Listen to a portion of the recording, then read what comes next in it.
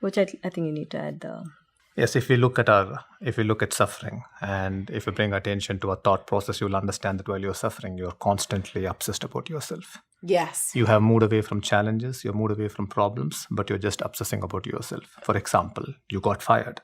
The problem is you need to find another job. But instead you suffer because now you think, what's going to happen to my mortgage payment? What am I going to go back home and tell my parents or tell my wife? What are my friends going to think about me? Or someone who was less efficient than me got promoted. There was politics. I was sabotaged. So all these thoughts are about you. You have completely moved away from the problem to yourself. And when that happens, you are in suffering. So if we can bring attention to the thought process, then you will free yourself from suffering. And you will start to connect to the problem. And there'll be intelligence that flows. Today, science clearly says that the more you suffer, the brain actually shrinks in size. And the more you feel connected, the brain actually expands in size, which means you're becoming either less intelligent and less connected, or you're becoming more intelligent and more connected. So if I'm hearing you correctly, and I'm just going to track for everyone listening, one of the first things we can do is just simply bring awareness to our thoughts, bring awareness to that thought process, and to be able to be aware that if we're suffering, there's a really high likelihood that our thoughts are self-obsessed, I-based. Yes. There is this data today which shows that we think around 12,000 to 60,000 thoughts a day, out of which 85% of them are negative thoughts. 85% of them are repetitive thoughts, and out of which 80% of them are negative thoughts.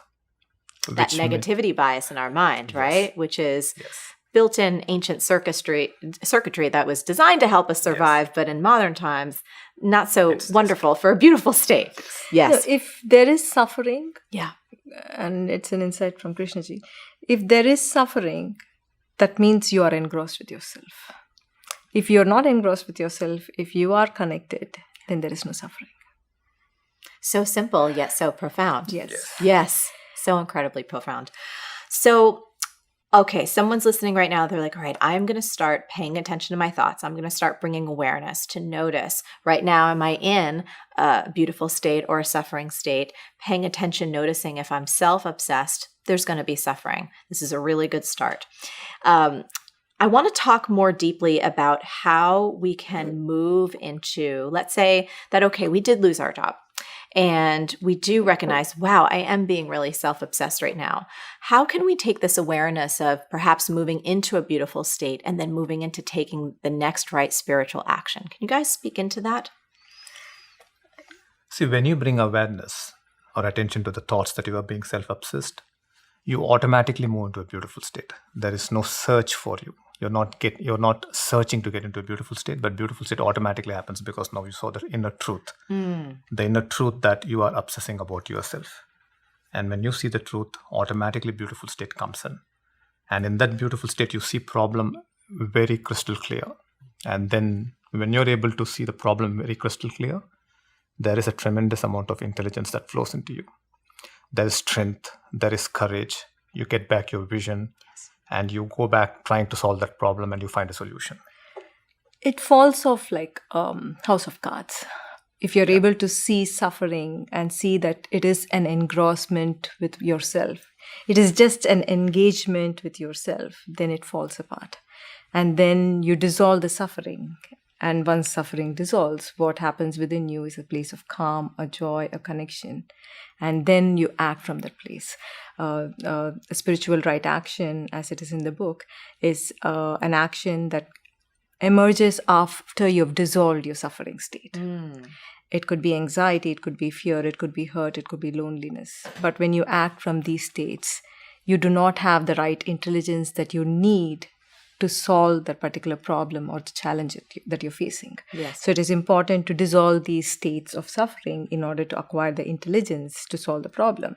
And then a spiritual right action is an action that emerges after taking into consideration your well-being as well as the well-being of the other, because it emerges from a place of connection. Yes. And a spiritual right action is not an ideal-driven action. I loved this distinction in the book. I definitely want to go deeper on this because I think in our world, there's so many kind of formulas and people are looking for a particular set way to do something that's going to produce a positive result every time. And that's just not realistic. And the thing that I loved about the distinction I read in your book was it's not ideal based. It actually is present to the moment so you can be appropriate to what's Absolutely, here. because ideals are old, ideals are mechanical, ideals are repetitive and habitual. And what is needed from you as a wonderful person is that you feel so connected to people. You feel so connected to life and act from that place. If it is driven by an ideal, you're performing that action not from a place of connection, but because you want to feel right or you want to feel great, you want to feel that you're an honest person, you are the wonderful person. It is again obsessing about yourself. Yes. Do we want to go into the Confucius example? Because I think that might help explain, because I can hear people going like, what are you guys talking about when you talk about ideals? What exactly does that mean? So there is this story in the time of Confucius, and a horse gets stolen. And so there's this young boy who comes to the court of where Confucius is there and says, I know who stole the horse. And Confucius asks who it was. And then he says, my father. So immediately the father was brought to the court and he was jailed. But Confucius does not let go of the boy. He continues to inquire to find out what is the problem. And he says, do you know why your father stole the horse? He says, yes, I know. My father stole the horse because his family has been starving. My mom, my sister, my brother, and myself, we have been starving for so many days. And in order to feed us, he stole the horse. On listening to this, Confucius jailed the boy and released the father. And I always share this with the field of abundance, a 4-day retreat that I do across the world. And like people get very confused because the boy has done the right thing. Why is the boy being jailed? Because you're so used to feeling being honest is right. I would say probably Confucius felt different. Confucius felt that having a person who's heartless in the society was more dangerous than having a person who could speak lie. And this boy, if you go into the story as how we interpret, is obsessed with being right, is obsessed with being an honest person. And this obsession is actually disconnecting him from his family, disconnecting him from his life. So a spiritual right action is not born out of an obsession.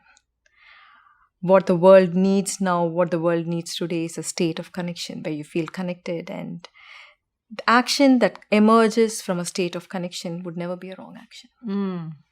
It also feels like when people get so married to a sense of righteousness or what they believe must always be, there is also a loss of a sense of larger context with both how they're relating. And it is old. I mean, it is like a very old software playing the same programming, or a very old song playing the same song, not taking into consideration what the environment needs. Yes, it's not dynamic, it's not flexible, and there's no spontaneity. Absolutely. Or universal and if you connection. look back at your life, the times when you actually performed or hurt somebody else, or you regret having performed that action, it comes from a state of suffering. Yes.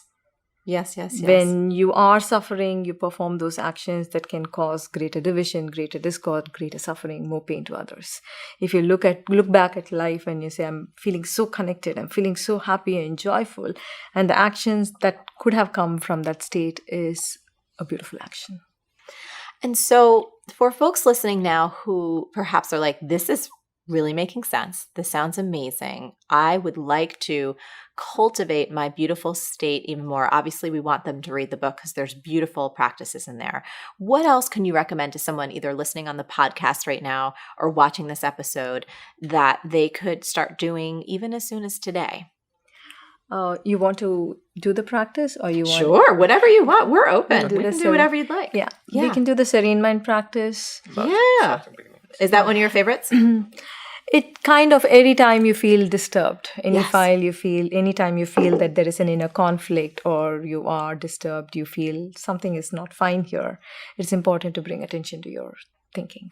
And this practice is very simple, but can be tricky because we are not used to looking at our inner state. Yes. We are used to focusing so much on the outer world, we have lost on this.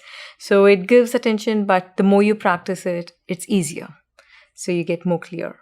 So should we do the practice right? Let's do it. Okay. I'm down for it. Please close your eyes.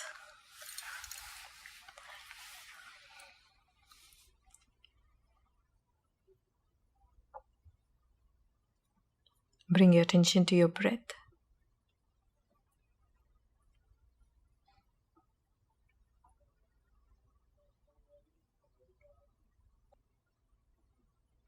Identify the exact emotion that is arising within you right now.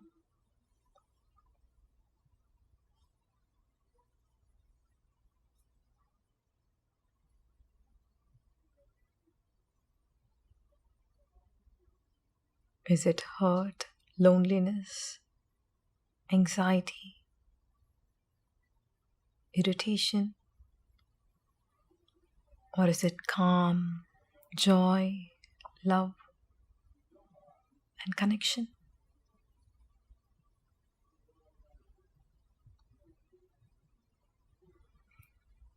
Do not try to change anything. Just bring attention.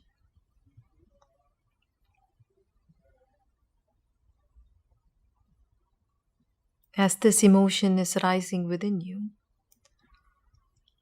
are you obsessed over your past? Are you obsessed over your future? Or are you in the present moment? Observe the movement of your mind.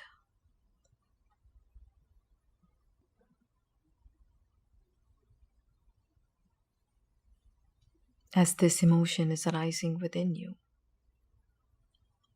are you engrossed with yourself? Or are you feeling connected?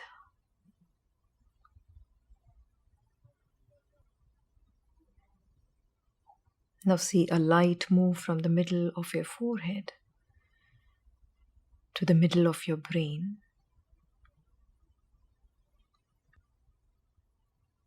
And see this light glow in the darkness.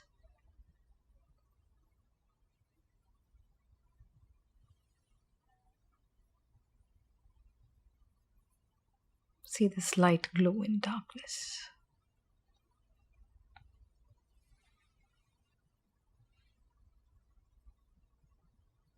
Bring a smile to your face. Open your